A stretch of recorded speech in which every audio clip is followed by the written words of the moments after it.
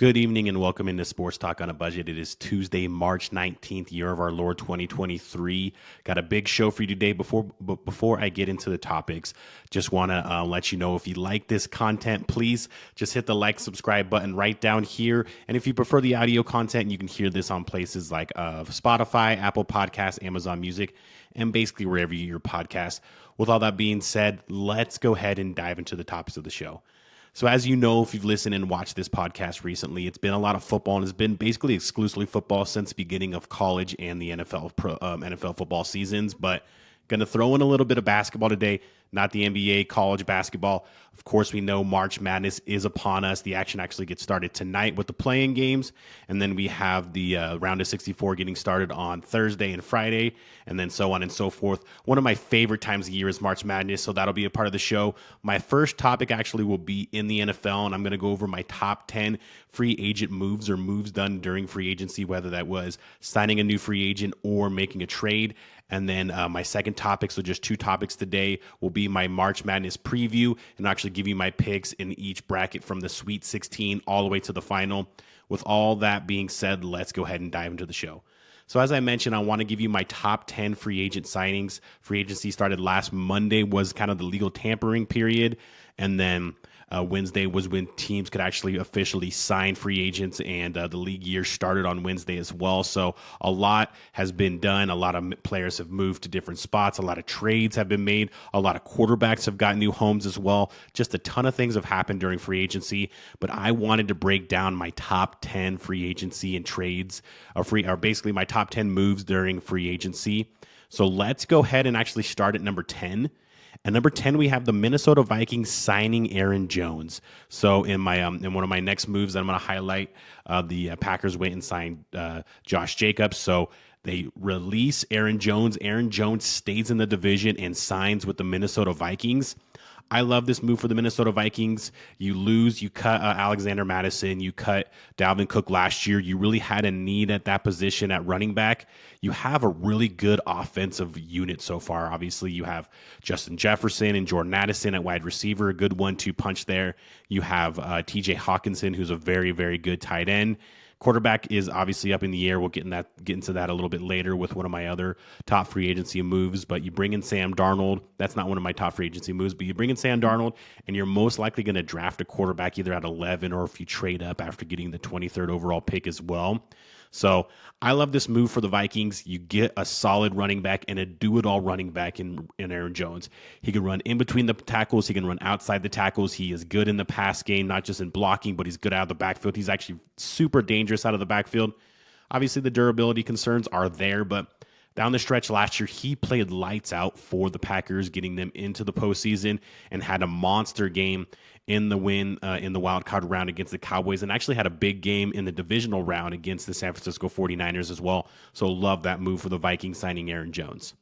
Number 2, we're going to go back to the Packers, and my number 9 move is going to be the Packers signing Josh Jacobs.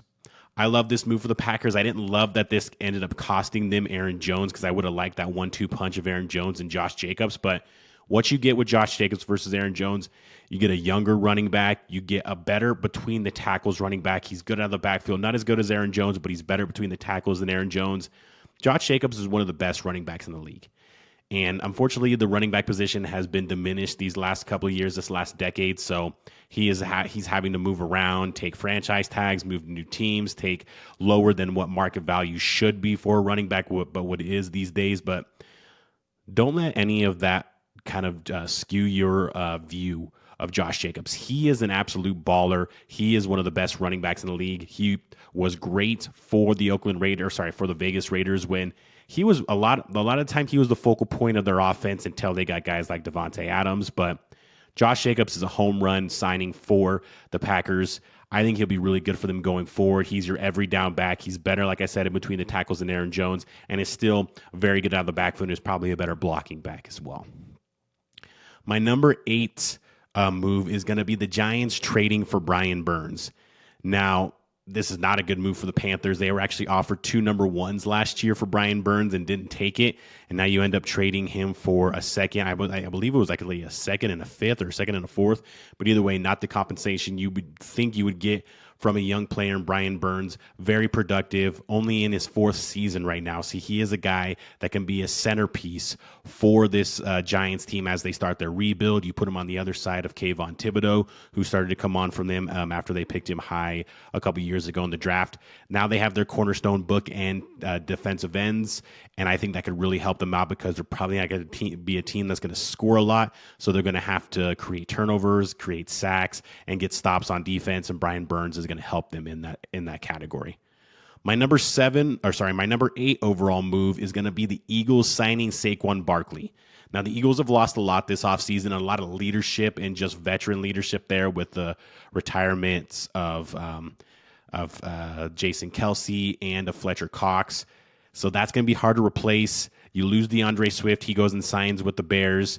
You bring in Saquon Barkley. I love this move. They're still going to have a very good offensive line with guys like Landon Dickerson and Lane Johnson. So they're still going to have a solid offensive line.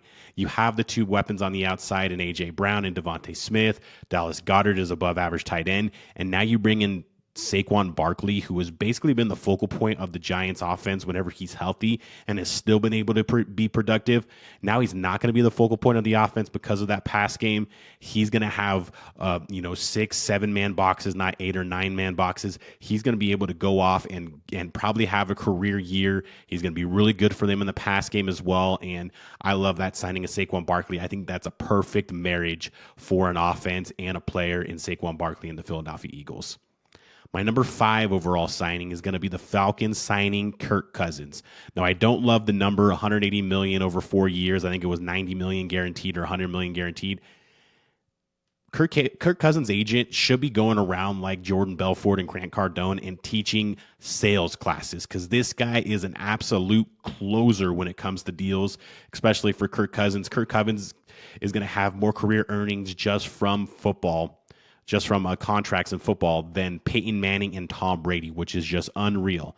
But either way, why I like this for the Falcons, yes, I think it was an overpay, and I just still can't believe how much money Kirk Cousins is going to make in his career being just kind of an average to an above average quarterback, but he is a hell of a lot better than what the Falcons had, whether it was Desmond Ridder, whether it was Taylor Heineke, whoever they trotted out in these last couple of years was not any good. Kirk Cousins is a major upgrade. They already have the weapons in place, whether it's Kyle Pitts, Drake London, Bijan Robinson, Tyler Algier.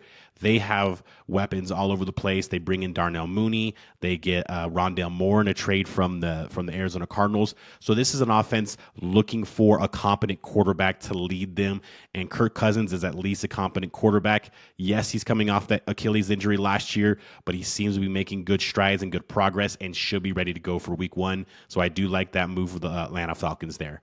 My number 4 move of the offseason is going to be one that just happened a couple days ago, but I think was just actually about 4 days ago at this point, just a blockbuster trade, and that is the Bears trading for Keenan Allen.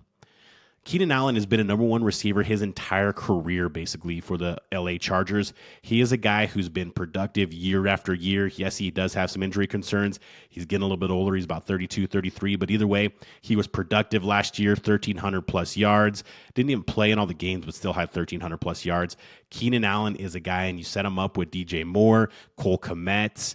They still have a good running backs out of the backfield, whether it be Khalil Herbert or DeAndre Swift. The Chicago Bears are setting everything up for the rookie quarterback that they take number 1 overall, who I believe and most people believe that is going to be Caleb Williams. So they're setting everything up for Caleb Williams. You bring in Keenan Allen. He's going to be huge for a young quarterback, very reliable receiver, very kind of veteran guy in the locker room. I love that move for the Bears, trading for Keenan Allen. I thought that was an unbelievable move for them to make, bringing in Caleb Williams as their rookie quarterback, most likely as they drafted number 1 overall. My number 3 overall move is the Ravens signing Derrick Henry. Derrick Henry was made to be a Baltimore Raven, basically. Now you're going to put him with one of the top rushing games in the league next to a guy who's the best running quarterback probably all time. It's him or Michael Vick, and that is Lamar Jackson. Who are you going to, like, if you're a linebacker, you're a defense, who are you going to, you want to, try to stop the shifty, quick Lamar Jackson, or do you want to try to stop just the guy who's going to run you over and run downhill in Derrick Henry? It's going to be very difficult to stop this running game of the Baltimore Ravens. I think this is a perfect fit. Yes, Derrick Henry's getting older. He's going to be 30. Actually, I think he is already 30. but still was productive last year. And he has been the focal point of the Titans offense basically ever since he entered the league as a rookie. He is not going to be the sole focal point of the Baltimore Ravens offense. You have Lamar Jackson, Zay Flowers came on last year. Mark Andrews should be coming back. Isaiah Likely kind of stepped up as his number 2 tight end. They'll most likely draft a wide receiver as well. So it's not going to all be on Derrick Henry like it mostly has been in Tennessee. So he's going to really have the opportunity to flourish in an offense that isn't just leaning all on him. I love this signing. Like I said, I think Derrick Henry was born to be a Baltimore Raven, and now he is. And I'm not a Baltimore Ravens fan, but if I was, I would be really happy and excited to watch him play alongside Lamar Jackson. My number 2 signing is going to go to the Houston Texans signing Danielle Hunter, the defensive end from the Minnesota Vikings. Danielle Hunter was, I think, top 5 in sacks the last couple of years, super productive guy. And not only that, you put him on the other side of Defensive Rookie of the Year, Will Anderson. So now you have your bookends in Danielle Hunter and Will Anderson for the next 4 years.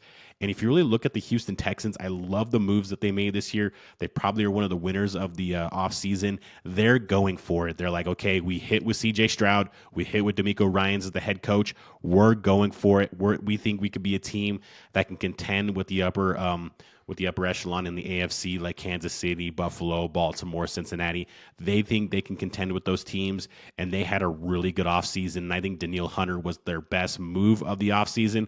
So that is my number 2 overall move, is the Texans signing Danielle Hunter.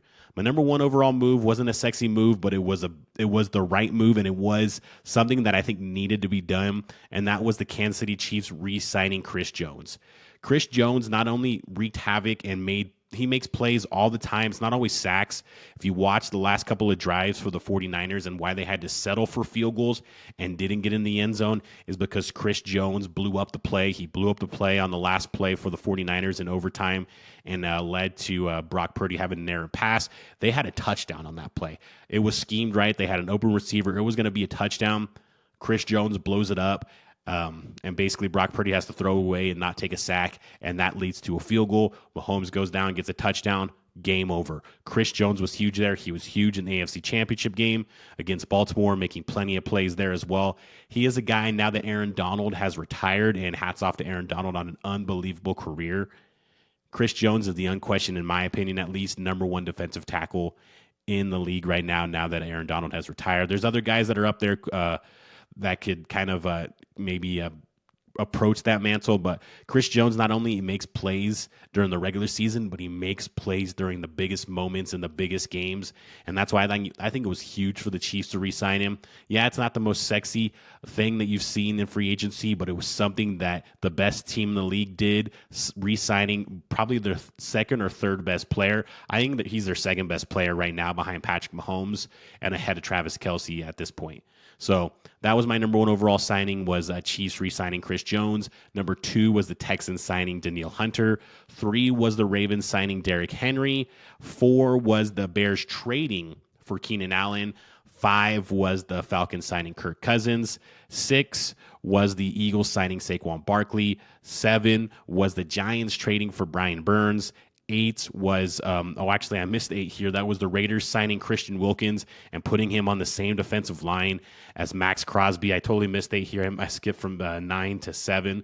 But number 8, sorry, I missed that there. But that was the Raiders signing Christian Wilkins and pairing him with Max Crosby. So that is my number 8 overall signing. My number 9 signing is going to be the Packers signing Josh Jacobs. And number 10 is going to be the Minnesota Vikings signing Aaron Jones.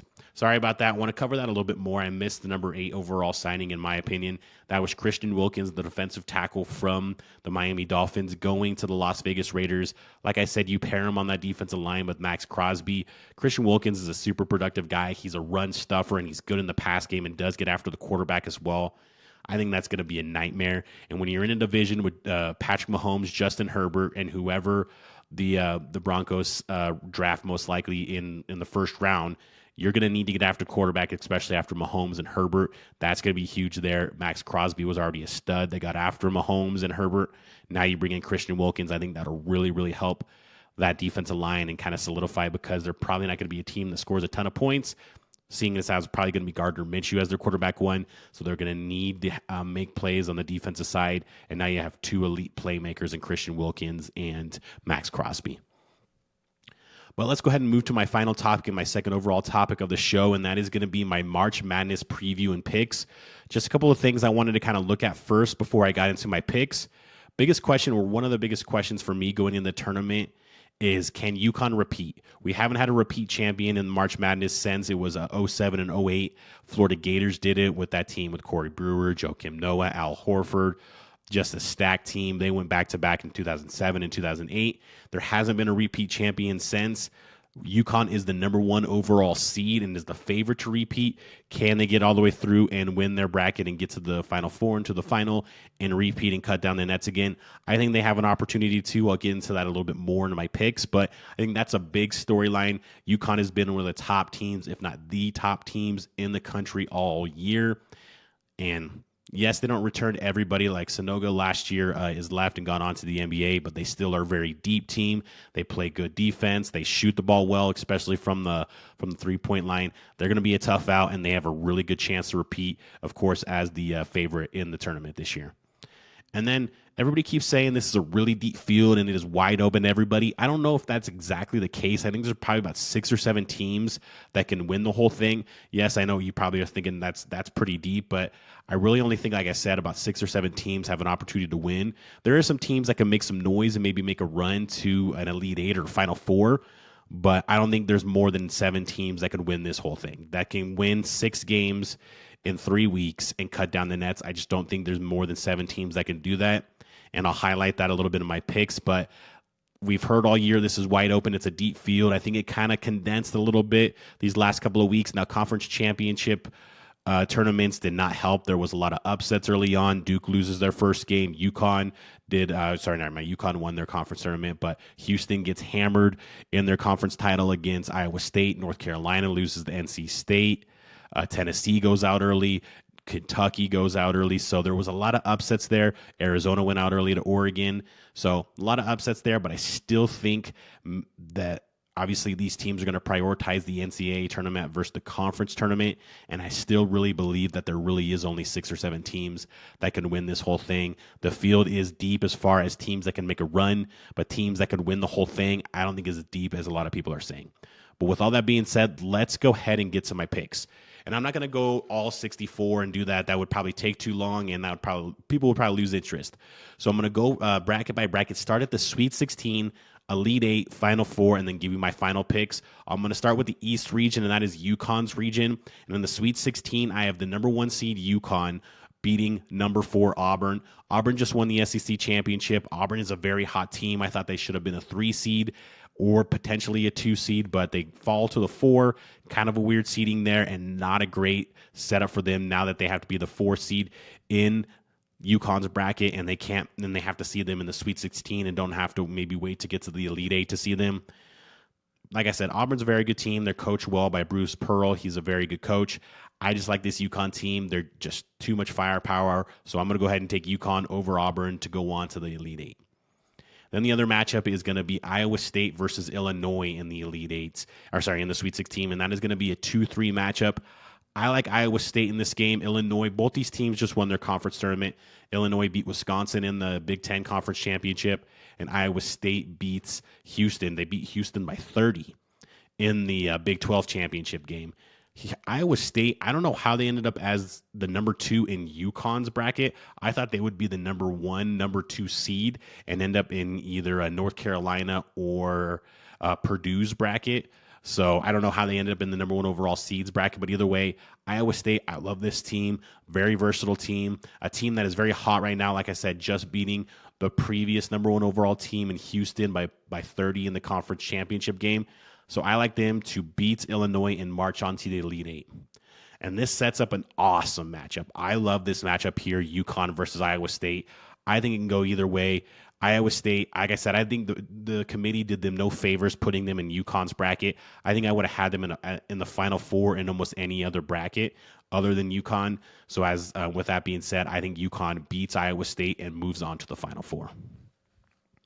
Then we'll go to the South region. The number 1 seed there is Houston, and I have them in the Sweet 16 taking on number 5 Wisconsin. Number 5 Wisconsin, they upset Purdue on Saturday in the Big Ten semifinals and then basically took Illinois down to the wire in the finals, but ended up losing there. I've been back and forth all day and all weekends, basically since Sunday on this game. There was a time that I had Wisconsin. There was a time that I had Houston. Back and forth, back and forth.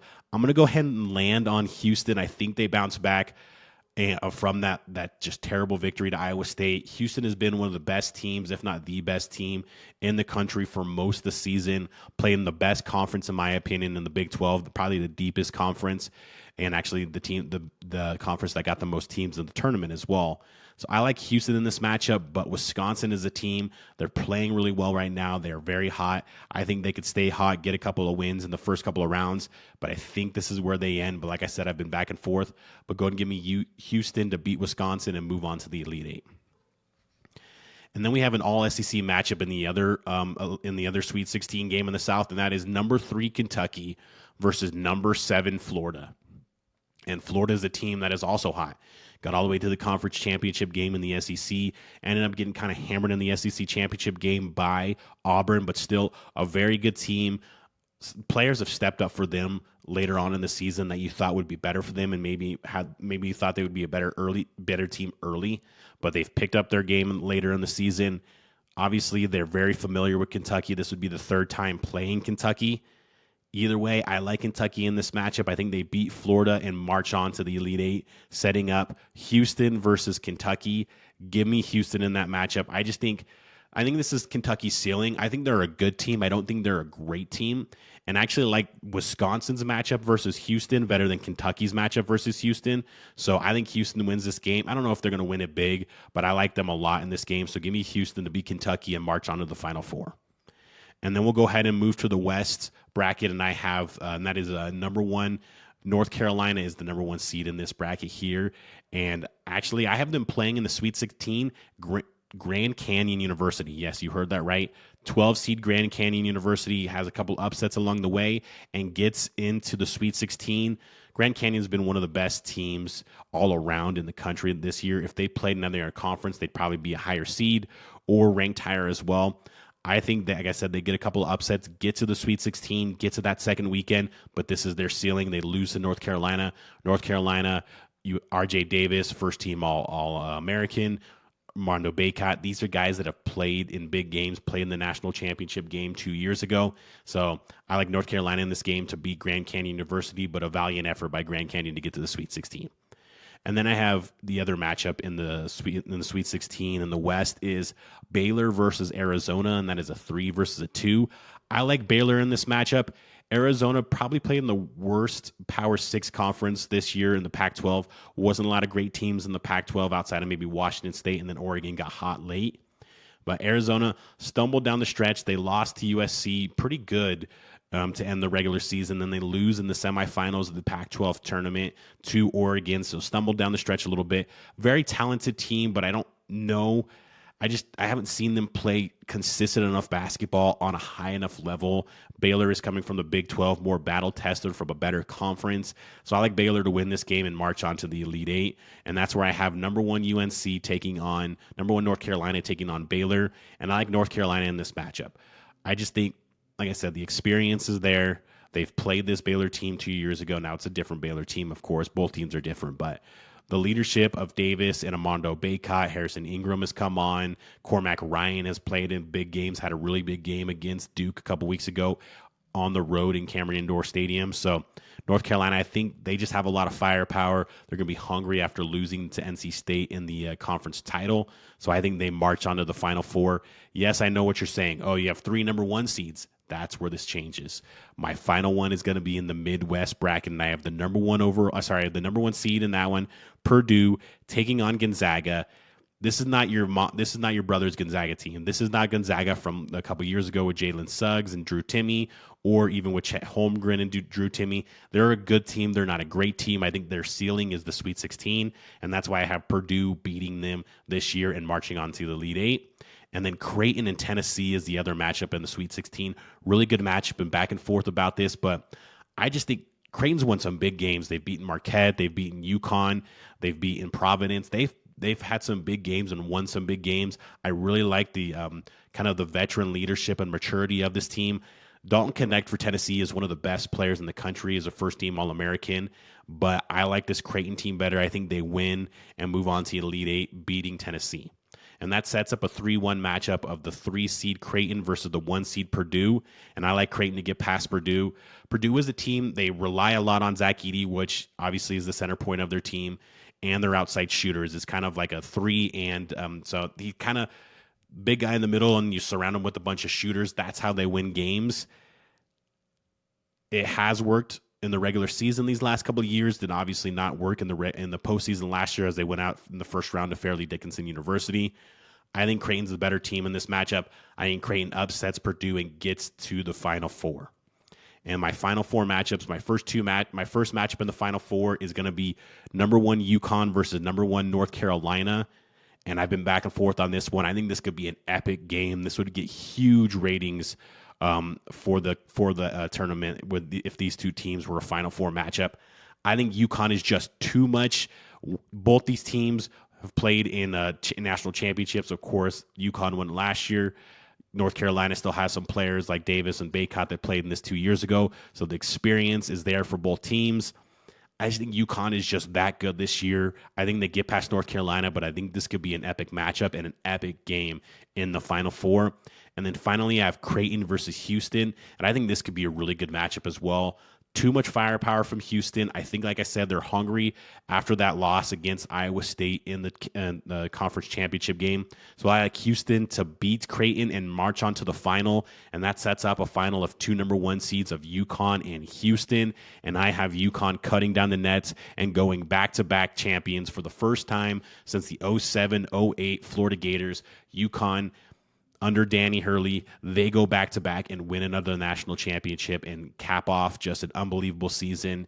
And like I said, they're the true number 1 overall seed in this tournament, and they're going to show it in this tournament, and they're going to get back to the Final Four, back to the final, and they're going to cut down the nets as the national champion again.